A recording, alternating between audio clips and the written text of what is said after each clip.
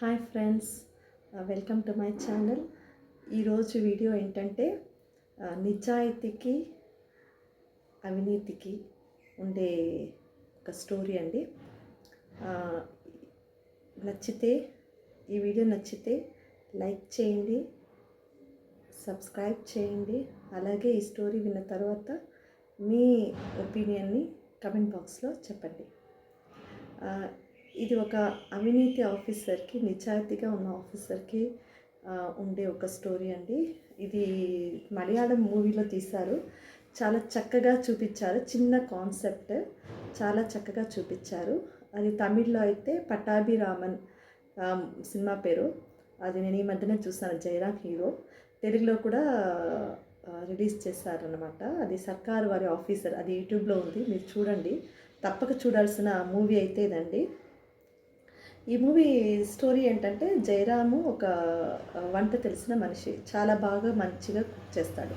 అతను ఒక health inspector, నిజాయితీగా ఉండే ఒక హెల్త్ ఇన్స్పెక్టర్. అలాంటి అతనికి ఎక్కువ ట్రాన్స్ఫర్స్ వస్తూ ఉంటాయి. ఇదిగా మనకి స్టార్టింగ్లో చూపిస్తారనమాట. దాని తర్వాత ఒక నిజాయితీగా ఉండే హెల్త్ ఇన్స్పెక్టర్కి, ఒక అవినీతి హెల్త్ ఇన్స్పెక్టర్కి వాళ్ళ లైఫ్స్ ఎట్లా టర్న్ అయింది, ఇతను నిజాయితీగా ఉన్నందుకు ఇతను ఎలాంటి ప్రాబ్లమ్స్ అయితే ఎదుర్కొన్నాడు, అవినీతిగా ఉండే అతని దారిలో పోయిండే దాని వల్ల అతను పర్సనల్ లైఫ్లో ఎలాంటి ప్రాబ్లమ్స్ ఫేస్ చేసినాడు అనేదే ఈ మూవీ అండి. ఈ మూవీలో నాకు మంచిగా ఒకటి ఏం నచ్చిందంటే, మనము ఆరోగ్యమే మహాభాగ్యం అన్నారు కదా పెద్దలు. అది ఎందుకన్నారండి? మనం తినే ఆహారంలో ఎలాంటి కల్తీలు లేకుండా ఉంటే మన ఆరోగ్యం చాలా బాగుంటుంది. ఈ మూవీ చూపించడమే ఇప్పుడు ఎంతవరకు అయితే కల్తీ అయ్యింది అనే దానివల్లే ఈ మూవీ. ఈ కల్తీ మీద హీరో చేసే పోరాటమే అండి, ఆ హెల్త్ ఇన్స్పెక్టర్ చేసే పోరాటమే.